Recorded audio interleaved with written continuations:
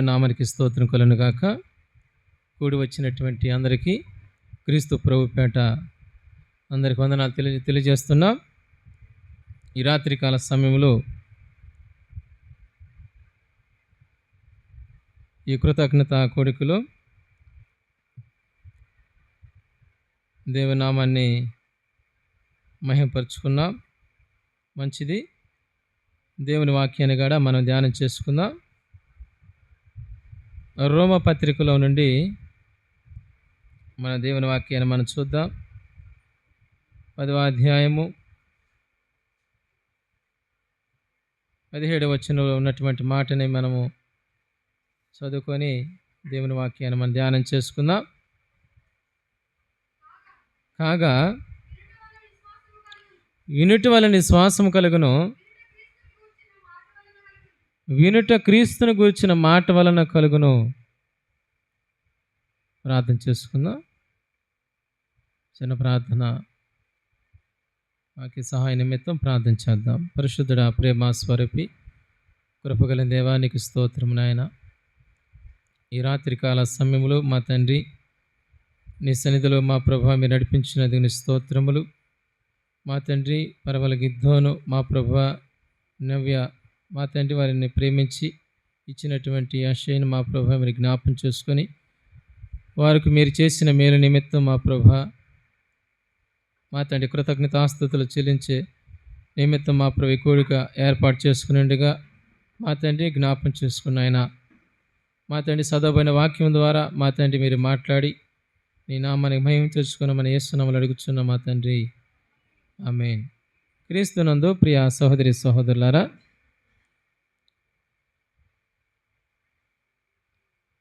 ఈ రోమా పత్రికలో మనం చదివినటువంటి వాక్య భాగంలో అపొస్తలుడైన పౌలు మాట్లాడుతున్నట్టుగా మనం చూడవచ్చు. ఇనుట వలన విశ్వాసము కలుగును, ఇనుట క్రీస్తును గురించిన మాటల వలన కలుగును. ఇనుట వలన ఏం కలిగిద్ది అంటున్నాడు? విశ్వాసం కలిగిద్ది అని చెప్పి మాట్లాడుతున్నాడు. అయితే మనం వినే మాట ఎవరి ద్వారా వినాలి? ఎవరి గురించి వినాలి? మనం క్రీస్తు గురించినటువంటి మాటలు మనం విన్నప్పుడు మనకి విశ్వాసం కలిగిద్ది. విశ్వాసం కలిగితే ఏంటి లాభం? అసలు దేవుని మాటలు వింటే ఏం లాభం? చాలామంది ఆలోచన, వినటానికి ఇష్టపడరు. అయితే లాభాన్ని వెతికేటువంటి సమాజం ఈనాడు మనం చూస్తాం. యేసుక్రీస్తు వారిని మనం అనుసరించేటప్పుడు, లేకపోతే ఆయన యొక్క మాటలు వినేటప్పుడు ఆయన మాటలో ఎంతో లాభం ఉంది మనకి. యేసుక్రీస్తు వారి మాటల్లో మనకెంతో లాభం ఉంది. చూద్దాం బైబిల్ గ్రంథములో అపోస్తుల కార్యములు 14వ అధ్యాయము 7వ వచనాన్ని మనం చూద్దాం. మనం కొందరిని యేసుక్రీస్తు వారి గురించినటువంటి స్వార్థని విన్నటువంటి వ్యక్తులు, కొందరు వారు పొందినటువంటి మేలును మనం చూద్దాం. 4 వ్యక్తులు మనము బైబిల్ గ్రంథంలోంచి మనం చూద్దాం. మొదటిగా అపోస్తుల కార్యములు 14వ అధ్యాయము 7వ వచనములో ఉన్నటువంటి మాటను మనం చూద్దాం. లుస్త్రాలో బలహీన పాదముల గల ఒకడుండెను. అతడు పుట్టినది మొదలుకొని కుంటివాడై ఎన్నడను నడవలేక కూర్చుండివాడు. అతడు పౌలు మాటలాడట వినిను.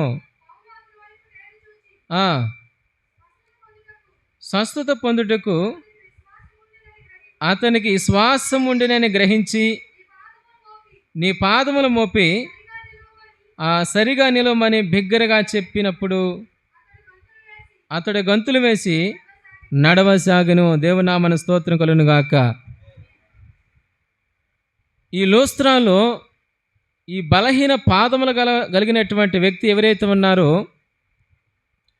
అపోస్తలుడైన పౌలు సువార్త చెప్పటం ప్రారంభించినప్పుడు, దేవుని వాక్యాన్ని మాట్లాడుతున్నప్పుడు ఆ వ్యక్తి వింటున్నాడంట. ఏ వ్యక్తి? బలహీన పాదములు కలిగినటువంటి వ్యక్తి ఎవరైతే ఉన్నారో ఆ వ్యక్తి పౌలు చెబుతున్నటువంటి మాటలు వింటున్నాడు. అపోస్తలుడైన పౌలు ఎవరి గురించి మాట్లాడుతున్నాడు? అపోస్తలుడైన పౌలు ఎక్కడున్నా కానీ యేసుక్రీస్తుని గురించినటువంటి మాటలు మాట్లాడతాడు. యేసుక్రీస్తుని గురించి, యేసు ప్రభువారు ఈ లోకానికి ఎందుకు వచ్చాడు, యేసు ప్రభువారు ఎవరు, యేసు ప్రభువారు ఈ లోకానికి ఎందుకు రావాల్సి వచ్చింది, ఆయన పనేంటి అనేది అనేక సందర్భాల్లో అపోస్తలుడైన పౌలు తన సాక్ష్యాన్ని చెబుతూ యేసుక్రీస్తుని గురించినటువంటి మాటలు, ఆ వాక్యాన్ని మాట్లాడటం అనేది మనం చూస్తాం. అనేక మార్లు కూడా క్రీస్తుని మహిమపరుస్తూ పాటలు పాడుతూ ప్రభువారిని మహిమపరిచినటువంటి వ్యక్తిగా పౌలు వారు మనం చూస్తాం. ఇక్కడ ఈ వ్యక్తి, ఈ బలహీన పాదములు కలిగినటువంటి వ్యక్తి ఆ కూటములో ఉన్నాడు. అక్కడ ఎవరైతే కూడుకున్నారో పౌలు మాటలు వినటానికి, వారిలో ఈ వ్యక్తిగాడు ఉన్నట్లుగా పౌలు వారు గ్రహించాడు.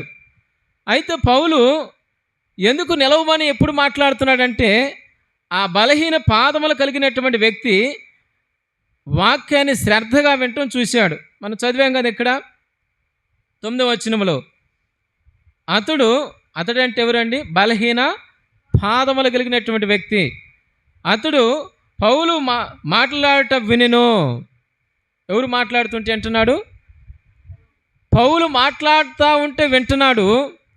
వినుతున్నప్పుడు తనలో విశ్వాసం కలిగింది. వినుటి వలన విశ్వాసము కలుగును. దేవుని వాక్యాన్ని వినేటప్పుడు మనకి విశ్వాసం కలిగిద్దండి. వాక్యం వినటానికి చాలా కష్టంగా ఉండేది చాలామందికి. దేవుని వాక్యం ఎక్కడ బయలుపడుతున్నా కానీ దేవుని వాక్యాన్ని మనం వినేటప్పుడు మనకు మేలే జరిగిద్ది కానీ కీడు ఏమాత్రము జరగదు. చాలామంది దేవుని వాక్యాన్ని విని చాలామంది వారి జీవితాలు బాగుపడినట్లుగా మనము దైవ గ్రంథంలో మనం చూస్తాం. రెండోదిగా మనం చూస్తే 16వ అధ్యాయము చూద్దాం. అపోస్తలుల కార్యములోనే 16వ అధ్యాయము 14వ వచనములో ఇక్కడ లుదియా అనేటువంటి ఒక స్త్రీని మనం చూస్తాం. చూడండి, మనం అపోస్తలుల కార్యములో 16వ అధ్యాయము 14వ వచనం మనం చదువుదాం. అప్పుడు లూదియాను దైవభక్తి గల ఒక స్త్రీ ఉండెను, వినుచుండెను. ఆమె ఏ పట్టణస్తురాలంట? తోతైరా పట్టణస్తురాలు. ప్రభు ఆమె హృదయము తెరిచిన కనుక పౌలు చెప్పిన మాటలు యందు లక్ష్యముంచెను. చాలండి. ఇక్కడ ఈ స్త్రీ కూడా మనం చూసినట్లయితే ఫిలిప్పియాకి వచ్చినప్పుడు అపోస్తలుడైన పౌలు అక్కడ ప్రార్థన జరుగుతుందని విని, అక్కడ చాలామంది కూడుకుంటారనేటువంటి వార్త విన్నప్పుడు పౌలు వారు నదిని దాటి లేకపోతే కాలువ దాటి అవతలకి వెళ్ళి అపోస్తలుడైన పౌలు ప్రార్థనకి వచ్చినటువంటి స్త్రీలతో లేకపోతే అక్కడ కూర్చున్న వారితో పౌలు వారు మాట్లాడటం జరిగింది.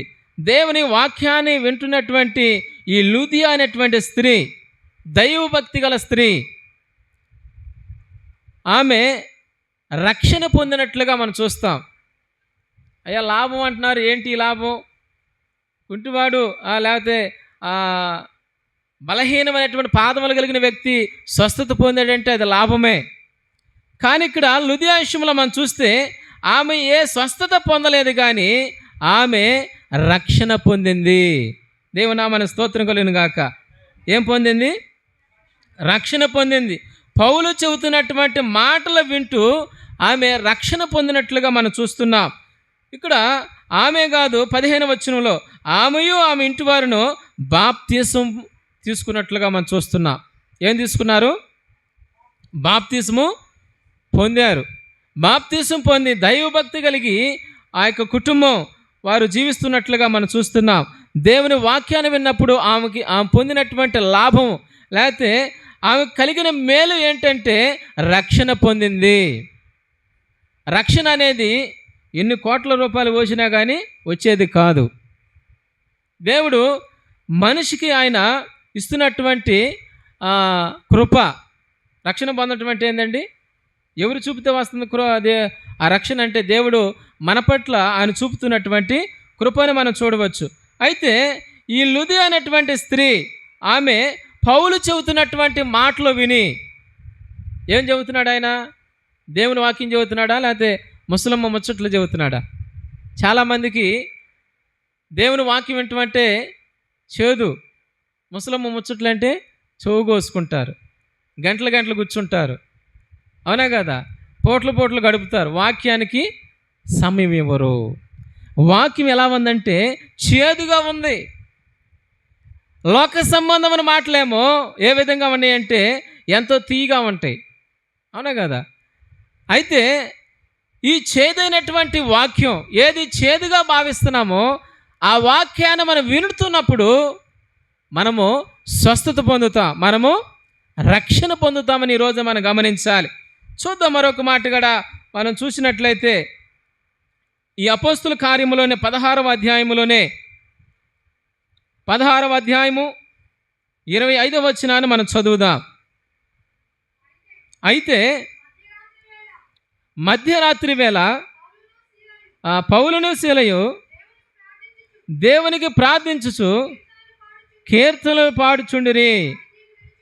ఇది కూడా ఏం చేస్తున్నారు? ఈ కీర్తనలో కూడా ఏముంది? దేవుని వాక్యము ఇముడు ఉంది. పాటలో కదా, వాక్యం కాదు కదా. మనం వింటున్నటువంటి లేదా పాడుతున్నటువంటి పాటల్లో కూడా దేవుని మహిమపరుస్తూ దేవుని యొక్క కీర్తిని వారు కీర్తిస్తున్నట్లుగా మనం చూడవచ్చు. అయితే ఇక పాటలో వింటున్నటువంటి వ్యక్తులు వారు ఏ లాభం పొందారు చెప్పాలని? ఏం లాభం పొందారంటే చదివారా అపోస్తుల కార్యాలని? అపోస్తుల కార్యాలను చదివారా? అపోస్తుల కార్యములు మనం చదువుతున్నప్పుడు పౌలు వారు తన యొక్క స్వార్థ పరిచర్యలో అనేక సంగతులని ఇక అపోస్తుల కార్యములో లోక రాసినట్టుగా మనం చూస్తాం. గమనించాలి, ఇక్కడ ఈ ఖైదులు వింటున్నారు, వారేం పాడుతున్నారు.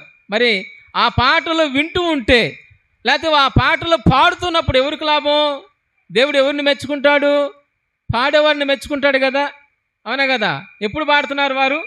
అయితే మధ్యరాత్రి వేళ పౌలును సీలయు దేవునికి ప్రార్థించుచు కీర్తనలు పాడుచుండిరి. మధ్యరాత్రి వేళ ఎప్పుడు పాడతాం మనమైతే? ఎప్పుడు పాడతామండి? అసలు సమయం ఉన్నప్పుడు పాడటమే మనకి చాలా కష్టం, అవునా కదా? మందిరంలో పాడటమే కష్టం. సమయం ఇస్తారు, పాడతాం, వెళ్ళిపోతాం. కానీ గమనించాలి, సమయం అనక అసమయం అనక ఇక్కడ పౌలు సీలయు వారు ఏం చేస్తున్నారంటే బంధకాల్లో ఉండి ఇక్కడ ప్రార్థన చేస్తూ దేవుని నామాన్ని మహిమపరుస్తున్నారు. దేవుని నామాన్ని మహిమపరుస్తూ దేవుని నామాన్ని స్తుతిస్తున్నప్పుడు గమనించాలి, ఇక్కడ ఖైదీలు వినిచుండిరి. చూడండి 26వ వచనంలో, అప్పుడు అకస్మాత్తుగా మహాభూకంపం కలిగెను, శరసాల పునాదులు అదిరెను, వెంటనే తలుపులన్నీ తెరుచుకొనెను. దేవునామాన స్తోత్రం కలుగును గాక. వాస్తవానికైతే ఇక్కడ శరసాల పునాదులు కదిలినప్పుడు తెరుచుకోవాల్సింది ఎవరు? తలుపులు తెరుచుకోవాలి, శరసాల తలుపులు. అపోస్తలుడైన పౌలు సీలయు ఉన్నటువంటి ఆ యొక్క శరసాల తలుపులు తెరుచుకోవాలి. ఎందుకని? దైవభక్తి కలిగి ఉంది ఎవరంటే, దేవునికి పాటలు పాడింది ఎవరంటే అపోస్తలుడైన పౌలు, సీల. వీరిద్దరే పాటలు పాడుతున్నారు, వీరిద్దరు దేవుని మహిమపరుస్తున్నారు. అయితే వీరికి రావాల్సినటువంటి విడుదల ఎవరికి వచ్చిందండి? ఖైదీలకు వచ్చింది. ఎందుకు వచ్చింది? వారు వింటున్నారు కదా, అవునా కదా? వారు ఏం చేస్తున్నారు? వాళ్ళ చెవులతో వింటున్నారు. విన్నప్పుడు వారి హృదయములు వారి హృదయాలు తెరవబడ్డాయి. అయితే ఏం చేయాలి? మనం కూడా ఏం చేయాలి? దేవుని వాక్యాన్ని శ్రద్ధగా వినాలి. దేవుని యొక్క వాక్యాన్ని మనం శ్రద్ధగా వింటూ దేవుని సన్నిధానంలో మనం ఏం ఫలితం మనం పొందుకోగలుగుతామో మనం ఆయన పాదముల యొద్ద మనము నేర్చుకునే వారంగా మనం ఉండాలి. ఇక్కడ ఖైదులు విన్నప్పుడు వారికి శరసాల తలుపులు కూడా తెరవబడ్డాయి. అపోస్తలుడైన పౌలు, సీలయు వీరు ఏ విధంగా బంధించబడ్డారు? బొండ వేశారు. వాళ్ళకి కాళ్ళకి ఏం చేశారు? బొండ వేసేసారు. ఇంక కదలటానికి లేదు. చేతులు కాళ్ళు అన్నీ కూడా బంధించేశారు. కేవలము నోటితోనే వారు ఏం చేయాలి? తప్పట్లు దాడతాను కూడా ఉందంటారా? లేదు, పాడటమే, నోటితో పాడటమే. అయితే వారు పాడుతున్నటువంటి పాట ప్రార్థన ఏం కదిలించిందంటే చెరసాల పునాదుల్ని కదిలించిని. చెరసాల పునాదులు కదిలిని ఆ ఖైదీల యొక్క హృదయాలు కూడా కదిలించబడ్డాయి. వారు వినపోతే ఏం కదిలించబడే కాదు, వారు ఏం చేస్తున్నారు? వింటున్నారు, అంగీకరించారు. దేవునామన స్తోత్రం కలుగును గాక. అంత మాత్రమే కాకుండా ఆ కార్యాన్ని చూసినటువంటి ఆ చెరసాల నాయకుడు ఏం చేస్తున్నాడు? కత్తి తీసుకొని ఆత్మహత్య చేసుకోబోయాడు. చెరసాల పునాదులు కదిలిని, మొత్తం చెరసాల యొక్క తలుపులను తెరువబడ్డాయి. చెరసాలలో ఉన్నటువంటి ఖైదీలంతా వెళ్ళిపోయారు. ఇక నాకు మరణమే, నాకు శిక్ష విధిస్తారని చెప్పి తాను పడుచుకోబోతే పౌలు అంటాడు, ఏమంటాడు అక్కడ చూడండి, మనం చూడవచ్చు ఇక్కడ. అప్పుడు పౌలు, నీవు ఏ హాని చేసుకునవద్దు, మేమందరం ఇక్కడనే ఉన్నామని బిగ్గరగా చెప్పాను. దేవనామన స్తోత్రం కలుగును గాక. ఇక్కడ జరిగినటువంటి అద్భుత కార్యాన్ని చూసినటువంటి చెరసాల నాయకుడు గాడా ఆయన కూడా మారు మనసు పొందినట్టుగా మనం చూస్తాం. ఎంతమంది మారారండి? ఖైదీలు మారారు, చెరసాల నాయకుడి గాడా మార్పు చెందాడు. కారణం ఏంటంటే దేవుని గురించినటువంటి వాక్యమే కాకుండా పాటలు విన్నా కానీ అక్కడ మార్పు అనేది మనం చూస్తున్నాం. అక్కడ దైవ కార్యం జరుగుతున్నట్లుగా మనం చూస్తున్నాం. వినుటి వలన విశ్వాసము కలుగును. అది పాటే కావచ్చు, వాక్యమే కావచ్చు, మరి ఏదైనా యేసుక్రీస్తు వారి గురించి మనము విన్నప్పుడు మన జీవితాలు మార్చబడతాయి. వారి జీవితాలు మార్చబడ్డాయి. ఇక్కడ చెరసాల యొక్క నాయకుడి యొక్క జీవితం కూడా మార్చబడింది. అందుకు ఇక్కడ చూడండి, తానంటాడు 30 వచనం మనం చదువుదాం. వారిని ఎలుపులో తీసుకుని వచ్చి, అయ్యలారా, ఆ రక్షణ పొందుటకు నేనేమి చేయవలెననో. చాలండి, ఈ మాట చాలు. ఇప్పుడు చెరసాల నాయకుడు ఏం పొందాడు? ఇప్పుడేం అడుగుతున్నాడు? నేను రక్షణ పొందాలి. ఎన్ని చేసినా కానీ రక్షణ పొందుతాడా? కానీ ఇక్కడ దేవుని అద్భుత కార్యం ఏంటంటే అక్కడ దేవుని నామాన్ని స్తుతించినప్పుడు, ఆ కీర్తనలు పాడుచున్నప్పుడు, దేవునికి ప్రార్థన చేస్తున్నప్పుడు చెరసాల పునాదుల గదుల్ని తలుపులు తెరవబడ్డాయి. తలుపులు తెరవబడటమే కాదు, ఆత్మీయంగా అక్కడ ఉన్నటువంటి ఖైదీల యొక్క హృదయాలు కూడా తెరవబడ్డాయి. ఎట్లా తెరవబడ్డాయి? మనం 16వ అధ్యాయం 14వ వచనంలో చదివాం కదా, లూదియ యొక్క హృదయం తెరవబడినట్టుగా.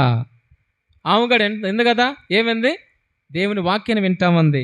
చూడండి, మరొక మాట కూడా మనం చూడవచ్చు. లోకసు వార్తలో 10వ అధ్యాయములో, లోకసు వార్త 10వ అధ్యాయము 39వ వచనాన్ని మనం చదువుదాం. లోకసు వార్త 10వ అధ్యాయము 39వ వచనాన్ని మనం చూద్దాం. ఇక్కడ కూడా ఒక స్త్రీ ఉన్నట్టుగా మనం చూస్తాం. ఆమెకు మరియా అను సహోదరి ఉండెను. ఈమె యేసు పాదముల వద్ద కూర్చుండి ఆయన బోధ వినుచుండెను. ఎవరు బోధ ఏంటండి? స్వయంగా యేసుక్రీస్తు వారి యొక్క బోధ వింటా ఉంది. యేసుక్రీస్తు వారు అక్కడికి ఏ గ్రామానికి వచ్చాడు? మార్తా మరియా ఉన్నటువంటి గ్రామానికి వచ్చాడు. వారి ఊరు ఏ ఊరండి వారిది? బేతనియా. ఏ ఊరు వాళ్ళది? బేతనియా గ్రామం. సరే, ఇక్కడ గమనించాలి. మొదట వాళ్ళ అక్కగారు మార్తా ఇంటికి పిలుచుకొచ్చింది, ఇంటికి ఆహ్వానించింది. ఇంటికి వచ్చినటువంటి ఆ గృహానికి వచ్చినటువంటి యేసుక్రీస్తు వారి వద్ద మరియా అనేటువంటి స్త్రీ ఆమె కూర్చుండి, ఎక్కడ కూర్చుంది? ఈమె యేసు పాదముల వద్ద కూర్చుండి ఆయన బోధ వినుచుండెను. ఈమెం ఫలితం పొందింది? ఇవేం ఫలితం పొందిండండి? చెప్పాలి. ఈమెం ఫలితం పొందింది? యేసుక్రీస్తు పాదముల యొద్ద, ప్రభు పాదాల యొద్ద కూర్చున్నటువంటి ఈ స్త్రీ, ఈ మరియా అనేటువంటి స్త్రీ, ఈమె పొందినటువంటి ఫలితము లేకపోతే ఆమెకు వచ్చినటువంటి లాభం ఏంటి అని మనం చూస్తే గమనించాలి. 42వ వచనాన్ని మనం చదువుదాం. 42వ వచనం. మరియా మరియ ఉత్తమమైన దానిని ఏర్పరచుకొనెను, అది ఆమె యొద్ద నుండి తీసివేయబడదని ఆమెతో చెప్పెను. దేవనామన స్తోత్రం కలుగును గాక. ఈమె కూడా రక్షణ పొందింది. ఈమె కూడా ఏం పొందింది? రక్షణ పొందింది. యేసుక్రీస్తు వారు చెప్పినటువంటి మాటలను బట్టి ఆమె ప్రభు యొక్క మాటల్ని అంగీకరించినటువంటి ఈ మరియ యేసుక్రీస్తు వారి పాదముల యొద్ద ఆమె రక్షణ పొందినట్లుగా మనం చూస్తున్నాం. ఈరోజున నీ జీవితంలో, నా జీవితంలో కార్యం జరగట్లేదంటే దానికి అర్థం ఏంటంటే దేవుని వాక్యాన్ని శ్రద్ధగా వింటే మేలు జరిగిద్ది. దేవుని వాక్యం పట్ల నువ్వు విశ్వాసముతో విన్నట్లయితే, దేవుని వాక్యాన్ని నువ్వు విని గ్రహించినట్లయితే నీ జీవితంలో మేలు జరగకపోదు. ఇప్పుడు నలుగురిని చూసాం, మనం 4 విషయాలను చూసాం. 4 విషయాల్లో కూడా గమనించాలి. ఒక వ్యక్తి, మొదటగా మనం చూసిన వ్యక్తి ఏ ప్రాంతానికి చెందినవాడు? లోస్త్రా అనేటువంటి ప్రాంతానికి చెందినవాడు. అతను బలహీనమైన పాదములు కలిగిన వాడు. దేవుని వాక్యాన్ని విన్నాడు. పౌలు వారు తాను వింటున్నటువంటి విధానాన్ని చూసినప్పుడు పౌలు వారికి ఒక అభిప్రాయం కలిగింది. ఈ వ్యక్తి విశ్వాసము చూపుతున్నాడు, ఈ వ్యక్తి బాగుపడటానికి కలిగినటువంటి విశ్వాసము తనలో కలిగినట్టుగా ఉందని చెప్పేసి, నువ్వు లేచి నిలబడమని చెప్పినప్పుడు లేచి నిలబడ్డాడు. నువ్వు చక్కగా నిలబడు. ఎట్లా నిలబడమన్నాడు? నువ్వు చక్కగా నిలబడమన్నప్పుడు నిలబడి అతడు లేచి నిలబడి గంతులేసినట్టుగా మనం చూస్తున్నాం. దేవుని వాక్యాన్ని విన్నాడు, తనలో విశ్వాసము కలిగింది. దేవుని వాక్యాన్ని విన్నప్పుడు ఏం కలిగింది? విశ్వాసం వచ్చింది. ఏంటి ఆ విశ్వాసము? దేవుడు నన్ను బాగు చేస్తాడు. ఏంటి ఆ విశ్వాసము? దేవుడు నన్ను రక్షిస్తాడు. ఏంటి ఆ విశ్వాసం అంటే దేవుడు నన్ను తన యొక్క పరలోక రాజ్యములకు నన్ను చేర్చగలడు. ఇప్పుడు మరియలో ఉన్నటువంటి విశ్వాసం ఏంటంటే, యేసు ప్రభువారు నా యొక్క పాపములు క్షమించగలడు. యేసుక్రీస్తు వారు నన్ను తన యొక్క రాజ్యములో నన్ను చేర్చగలడు. ఈరోజున నీకు విశ్వాసం ఉందా? దేవుని వాక్యం వింటే నీకు విశ్వాసం కలిగిద్ది. విశ్వాసం అంటే ఏందండి? విశ్వాసం అంటే ఏంది? చెప్పాలి. విశ్వాసం ఉన్న వాళ్ళు ఏం చేస్తారు? క్రీస్తు కోసము ముందుకు అడుగులేస్తారు. యేసుక్రీస్తు వారు చెప్పేది శ్రద్ధగా వింటారు. యేసుక్రీస్తు వారు చెప్పేటప్పుడు శ్రద్ధగా వింటాడు. ఇప్పుడు మనతో దేవుడు మాట్లాడాలంటే మనం ఏం చేయాలి? మనము వినే హృదయాన్ని మనం కలిగి ఉండాలి. యెహెజ్కేలు గ్రంథంలో 2వ అధ్యాయం 1వ వచనంలో మనం చదివినట్లయితే అక్కడ యెహెజ్కేలుతో తండ్రి అయిన దేవుడు మాట్లాడుతున్నట్టుగా మనం చూడవచ్చు. చూద్దాం. 2వ అధ్యాయం 1వ వచనంలో, యెహెజ్కేలు గ్రంథము 2వ అధ్యాయము 1వ వచనాన్ని మనం చదువుదాం.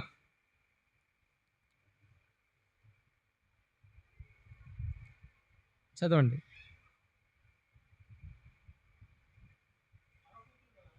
నరపుత్రుడా, నీవు చక్కగా నిలబడుము, నేను నీతో మాట్లాడవాలనని ఆయన నాతో మాట్లాడినప్పుడు ఆత్మ నాలోనికి వచ్చి నన్ను నిలబెట్టును. దేవునామన స్తోత్రం కలుగును గాక. ఆయనలోకి వచ్చి నిలబెట్టినట్టుగా మనం చూస్తున్నాం. దేవుడు నీతో నాతో మాట్లాడటానికి ఇష్టపడుతున్నాడు. నీతో నాతో మాట్లాడటానికి ఇష్టపడుతున్నాడు. దేవుని వాక్యం ద్వారా మాట్లాడతాడు. ఏ విధంగా మాట్లాడతాడు? పాటల ద్వారా మాట్లాడవచ్చు, అవునా కదా? ఎట్లా మాట్లాడతాడు? పాటల ద్వారా కూడా మాట్లాడతాడు, లేదా వాక్యం ద్వారా మాట్లాడతాడు, లేదా మరొక వ్యక్తి ద్వారా మాట్లాడతాడు, నీ సహోదరుల ద్వారా మాట్లాడతాడు. నీకు మేలు కలుగునట్లుగా దేవుడు మాట్లాడుతున్నప్పుడు నువ్వు శ్రద్ధగా విన్నట్లయితే నీకు మేలు కలిగింది. ఇక్కడ ఈ నలుగురిని మనం చూసినప్పుడు దేవుని యొక్క సన్నిధానంలో వారు ఏం చేస్తున్నారంటే శ్రద్ధగా వింటున్నారు. లుదియా వింది, ఆమె హృదయము తెరవబడింది, ఆమె రక్షణ పొందింది. చెరసాల్లో ఉన్న వారు ఖైదీలు విన్నారు. వారు విన్నారు కాబట్టి, అంగీకరించారు కాబట్టి దేవుడు వారికి కూడా ఏం చేశాడు? చెరసాల యొక్క తలుపులు, వారు ఉన్నటువంటి తలుపులు కూడా తెరవబడ్డాయి. ఈనాడు చూస్తే చాలామంది బంధకాల్లో ఉంటారు, విడుదల పొందినటువంటి వ్యక్తులుగా ఉంటారు. అలాంటి స్థితిలో ఉన్న వారిని కూడా దేవుడు విడిపించడానికి సమర్థుడై ఉన్నాడు. నీలో విశ్వాసం ఉంటే దేవుడు నిన్ను విడిపిస్తాడు. నీలో విశ్వాసం ఉంటే దేవుడు నిన్ను ఏం చేస్తాడు? స్వస్థతపరుస్తాడు. నీలో విశ్వాసం ఉంటే నిన్ను ఆయన రక్షించడానికి ఆయన సిద్ధంగా ఉన్నాడు. ఈరోజు నీవు యేసుక్రీస్తు వారిని విశ్వాసం ఉంచినట్లయితే ఆ దేవుని సన్నిధానంలో అనేకమైన కార్యాలు జరుగుతాయి. వీరందరూ కూడా యేసుక్రీస్తు వారిని విశ్వాసం ఉంచారు కాబట్టి వారు స్వస్థత పొందారు, రక్షణ పొందారు, బంధకముల నుంచి విడిపింపబడ్డారు. ఈ రోజు నువ్వు ఏ స్థితిలో ఉన్నా యేసుక్రీస్తు వారి యందు విశ్వాసం ఉంచినట్లయితే నీకున్నటువంటి ఇబ్బందులన్నీ కూడా నువ్వు విడిపించబడతావు. వాటన్నిటి నుంచి నువ్వు విడుదల పొందటానికి ఎంతో ఉపయోగం ఉందండి, ఎంతో అవకాశం ఉంది. అయితే నువ్వు కేవలం ఏం చేయాలంటే మనము యేసుక్రీస్తు వారి యందు విశ్వాసం ఉంచాలి. విశ్వాసం ఉంచాలంటే ఎలా వచ్చింది ఆ విశ్వాసము? వినుట వలన విశ్వాసము కలుగును. ఎలా కలిగిద్ది విశ్వాసము? వినుట వలన విశ్వాసం కలిగిద్ది. చాలామంది వాళ్ళు అనుకుంటూ ఉంటారు, నాలో విశ్వాసము రావట్లేదు, నాలో నమ్మకం కలగట్లేదు. ఎలా వచ్చిందండి విశ్వాసము? ఎలా వచ్చింది నమ్మకం? దేవుడి మాటలు వింటా ఉంటే నమ్మకం వచ్చింది, విశ్వాసం వచ్చింది. దేవుడు నిన్ను నిలబెడతాడు. ఒక వ్యక్తి అడుగుతాడు, ప్రభువా నాలో అపనమ్మకం కలగున్నట్లుగా నాకు సహాయము చేయము. ఏమని అడుగుతున్నాడు అంటే ఆల్రెడీ అతనికి అపనమ్మకం కొంచెం ఉంది, ప్రభు చేస్తాడో లేదో. అవునా కదా? యేసు చేస్తాడో లేదో 9 మంది శిష్యులు ఈ పని చేయలేకపోయారు. అయితే ఈయన చేస్తాడా? ఏం ఆలోచన అండి అతనిది? ఈయన చేస్తాడంటవా? యేసు ఇదిగో బోధకుడా, నీ వలనైతే ఏం చేయమంటున్నాడు? ఈ కార్యం చేయంటే నమ్ముట నీ వలనైతే సమస్తము సాధ్యమే. నమ్ముట నీ వలనైతే సమస్తము సాధ్యం అంటున్నాడు. నీవు విశ్వసించినట్లయితే దేవుని కార్యాన్ని చూడగలుగుతావండి. దేవుని కార్యాన్ని చూడగలుగుతావు. దేవుని సన్నిధానంలో మనమందరం ఉన్నాం. నువ్వు యేసుక్రీస్తు వారి యందు విశ్వాసం ఉంచుతున్నావా? యేసుక్రీస్తు వారి గురించి నీవు శ్రద్ధగా దేవుని వాక్యాన్ని వింటున్నావా? నీవు వాక్యాన్ని వినుచున్నప్పుడు నీలో విశ్వాసం కలిగిద్ది. అనేక కార్యాలకి అవకాశం వచ్చిందండి. నీలో విశ్వాసం లేకపోతే, దేవుని గురించి వినకపోతే నీలో విశ్వాసం కలగదు. విశ్వాసం కలగకపోతే కార్యాలు జరుగుతాయా? ఎవరికి సహాయం జరిగిద్ది? హెబ్రీయులకు రాసిన పత్రికలో మనం చదువుతుంటే 11వ అధ్యాయము 6వ వచనంలో హెబ్రీయులకు రాసిన పత్రిక అపోస్తలుడైన పౌలు చూడండి, ఆ విశ్వాసము లేకుండా ఆ దేవునికి ఇష్టడే ఉన్నట్టు అసాధ్యము. చాలండి, ఏమి లేకుండా, విశ్వాసము లేకుండా దేవునికి ఇష్టడే ఉండుట అసాధ్యము. విశ్వాసం ఉంటేనే దేవుడు సహాయం చేస్తాడు, దేవుడు ఇష్టపడతాడు మనల్ని. ఆ ఇష్టం కలగాలంటే ఏం చేయాలి? మనము దేవుని మాటలు వింటుంటేనే మనకు ఆ ఇష్టం పుట్టిద్ది. అవునా కదా? దేవుని వాక్యములు ఏముంది? దేవుని వాక్యములో జీవం ఉంది. దేవుని వాక్యములో ఆయన మాటలో స్వస్థత ఉంది. ఆయన మాటలో నిన్ను మార్చగలిగినటువంటి శక్తి ఉంది. కాబట్టి దేవుని మాటలు నువ్వు వినాలి. దేవుని మాటలు నేను ఎన్నో, దేవుడు నాకు సహాయం చేయమంటే జరిగిద్దా? చాలామంది నేను వాక్యం వినంటే ఇప్పుడు కాదులే ఇంకోసారి వింటా, పాటలు పాడమన్నా పాడరు, వాక్యం వినమన్నా వినరు, వాక్యం చదవమన్నా చదవరు. అవునా కదా? ఏం చేస్తారు? వాక్యం చదవమన్నా చదవరు. టైం లేదయ్యా. ఏమి లేదు? టైం లేదు. టైం లేదు కాబట్టి ఇప్పుడు చదవలేం. టైం లేదు కాబట్టి ఇప్పుడు పాడలేం. టైం లేదు కాబట్టి ఇప్పుడు వినలేం. ఎప్పుడు టైం ఉండిద్ది? ఎప్పుడు టైం ఉండిద్దండి? ఉన్న టైం అంతా గడిపి ఒక వ్యక్తి మనము చూస్తాం లోకస్వార్తలో, ఉన్న టైం అంతా గడిపి ఎప్పుడు అరుస్తున్నాడు, ఎప్పుడు ప్రాధేయపడుతున్నాడు? పాతాళ లోకంలో ఉండి అప్పుడు మాట్లాడుతున్నాడు. తండ్రి అయిన అబ్రహామా, దాహం తీర్చడానికి ఎవరు పంపించాలంట? లాజరును పంపించు. ఎందుకని? ఉన్న సమయం అంతా దేవుని వాక్యం చెప్పేవారు ఉన్నారు, దేవుని యొక్క ధర్మశాస్త్రాన్ని, దేవుని వాక్యాన్ని ప్రకటించేవారు ఉన్నారు. దేవుని వాక్యాన్ని వినకుండా పెడచెవును పెట్టి ఆ వ్యక్తి తన జీవితం అంతా వ్యర్థం చేసుకున్నాడు. తన జీవితం అంతా వ్యర్థం చేసుకున్నాడు. తన జీవితంలో వ్యర్థంగా తన జీవితాన్ని గడిపినటువంటి ఆ ధనవంతుడు చనిపోయిన తర్వాత ఆ రక్షణకున్న విలువ, చనిపోయిన తర్వాత దేవునిక మాటలకు ఉన్నటువంటి విలువ ఎప్పుడు తెలిసి వచ్చిందంటే పాతాళ లోకములో ఉన్నప్పుడు తనకు తెలిసి వచ్చింది. అయ్యో, నాకు ఇంకా 5 సహోదరులు ఉన్నారు.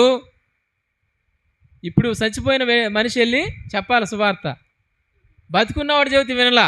ఎవరు? ధనవంతుడు బతుకున్నవాడు చెబితే విన్నాడా? వినలా. ఇతడేమన్నా పక్క దేశానికి సంబంధించిన వాడా? కాదు, ఇశ్రాయేలుడే, హెబ్రీయుడే, దేవుని వెరిగిన వాడే. దేవుడు తెలుసు అతనికి, కానీ దేవుని వాక్యానికి చెవియగ్గలేదు, దేవుని వాక్యాన్ని వినలేదు. వింటే విశ్వాసం కలిగేది, అవునే కదా? వినుటి వలన విశ్వాసం కలుగును. దేవుని మాటలను పెడచెవును పెట్టాడు. నాకెందుకు, నేను ధనవంతుణ్ణి, నాకెందుకు డబ్బున్నవాడిని, నాకెందుకు అన్ని అవసరాలు తీర్చుకోగలుగుతాను, నాకెందుకు అనేకమైనటువంటి సంపద నాకుంది, కాబట్టి ఈ సంపదతో నా జీవితాన్ని నేను సక్రంగా నేను బ్రతకగలను. నాకు అవసరం లేదు రక్షణ, నాకు అవసరం లేదు దేవునితో, నాకు అవసరం లేదు దేవుడు, నాకు అవసరం లేదు అనుకున్నటువంటి వ్యక్తి ఇప్పుడు ఏడుస్తున్నాడండి. ఇప్పుడు అవునే కదా? ఏం చేస్తున్నాడు? ఏడుస్తున్నాడు. ఇన్నవారేమో రక్షణ పొందారు, వారు దరిద్రులైనా ధనవంతులైనా కానీ ఇన్నవారు రక్షణ పొందుతూ ఉన్నారు. వినకుండా పెడచెవు పెట్టినటువంటి ధనవంతుడు మాత్రము అతడు పాతాళ లోకములో వేదన పడుతున్నట్టుగా మనం చూస్తాం. తన ఊరు వాడే, తన దగ్గర వాడైనటువంటి బీద లాజరు ఎక్కడున్నాడు? అబ్రహాము రొమ్మున ఆనుకొని ఉన్నాడు. ఈరోజు మనము ఎక్కడ ఉండేవారుగా మనం ఉంటున్నామో, లేకపోతే మనం ఏ స్థితిలో ఉండబోతున్నామో మనం పరీక్షించుకోవాలి. నీవు దేవునందు విశ్వాసం ముందు రక్షణ పొందావా? మంచిదే. దేవునందు విశ్వాసం ఉంచి దేవుని వాక్యాన్ని అంగీకరించినటువంటి నీవు దేవుని పట్ల విశ్వాసం కలిగి రక్షణ పొంది ఉంటే ఎంతో మేలండి. అంతకంటే ఇంకా సహాయము లాభం ఇంకేమి లేదు. రక్షణ పొందటమే గొప్ప లాభం, అవునా కదా? ఎంతమందికి అర్థమైంది? చేయి చూపించండి. అందరికి అర్థమైందా? అర్థమైతే మంచిదేనండి. రక్షణ పొందటమే ఎంతో లాభం.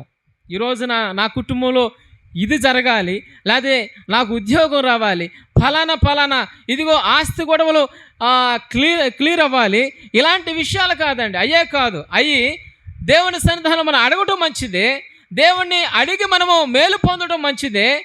నీకు విశ్వాసం అంటే దేవుడు చేస్తాడు. దానికంటే కూడా రక్షణ అనేది చాలా ప్రాముఖ్యం. మనం చదివినటువంటి వాక్య భాగంలో వారు నలుగురులో 4 విషయాల్లో 3 మాత్రము రక్షణే పొందారు, అవునా కదా? ఏం పొందారు? వినుట వలన వారిలో విశ్వాసం వచ్చింది, విశ్వాసం కలిగింది. ఆ విశ్వాసము ద్వారా వారు రక్షణ పొందినట్లుగా, యేసుక్రీస్తు వారిని అంగీకరించినట్లుగా మనం చూస్తున్నాం. దేవుని సన్నిధానంలో మనం రక్షణ పొందటమే చాలా ప్రాముఖ్యమైన విషయం, చాలా గొప్ప భాగ్యం అండి. కాబట్టి మనం దేవుని సన్నిధానంలో అట్టివారమై దేవుని సన్నిధానంలో దేవుని కృపను పొందుకొని ఆశీర్వదించబడదుము గాక. ఆమేన్. దేవుడి యొక్క వాక్యం దీవించును గాక. ప్రార్థన చేద్దామండి. ప్రార్థన చేద్దాం. అందరూ మోకరించి దేవుని సన్నిధానంలో ప్రార్థనలో ఏకీభవించాల్సిందిగా ప్రభుపేట మనం చేస్తున్నాం. మనం పరీక్షించుకుందాం. మన దేవుని మాటల్ని అంగీకరించామా? మన శ్వాసం కలిగి మనం జీవిస్తున్నామా? మన రక్షణ పొందామా? ఏదేదో మనం ఆశిస్తున్నాం. దేవుని వద్ద మనము పొందుకోవాల్సింది ఏంటి? ఈరోజున నా సహోదరి సహోదరుడ వాక్యం ద్వారా మనం తెలుసుకున్నదేంటి? లుదియాను మనం చూసాం, ఆమె రక్షణ పొందుకుంది.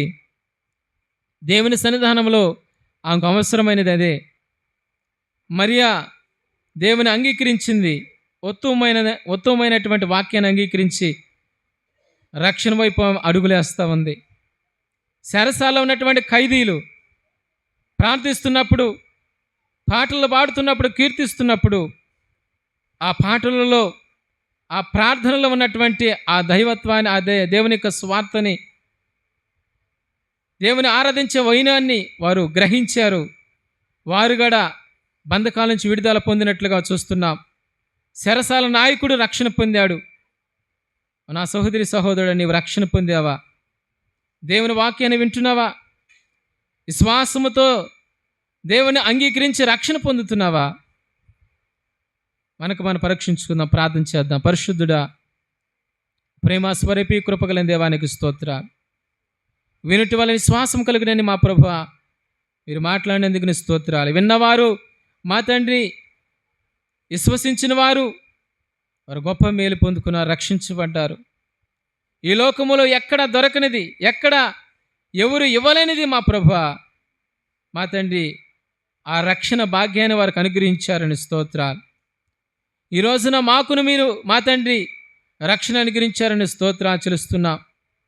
మా తండ్రి ఎవరికైతే రక్షణ అవసరమో, ఎవరైతే కొదువై ఉన్నారో, రక్షణ కొదువై ఉందో వారి జీవితంలో ఈ మాటలు వినబడినప్పుడు వారు విశ్వసించి మా తండ్రి నిత్య జీవానికి వారసులగునట్లుగా సహాయం చేయండి. బలహీనము పాదములు కలిగినటువంటి వ్యక్తి మా ప్రభు బలపరచబడ్డాడు. మా తండ్రి నీ వాక్యం విన్నప్పుడు, నీ మాటల మీద విశ్వాసం ఉంచినప్పుడు రక్షణ పొందినట్లుగా చూస్తున్నాం. ఎందరైతే నీ నామమందు విశ్వసించి నీ వాక్యం విని అంగీకరించి మా ప్రభువా, మా తండ్రి నీ సన్నిధానంలో ఉన్నారో మా తండ్రి జ్ఞాపం చేసుకోండి.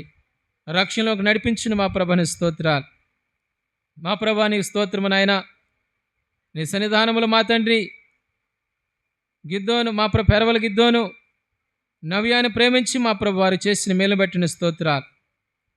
వారి గృహంలో మా తండ్రి ఈ కృతజ్ఞత కూడికిని మా తండ్రి ఏర్పాటు చేసుకుని ఉండగా మా తండ్రి నీ స్తోత్రమునైనా వారిని బట్టి స్తోత్రాలు.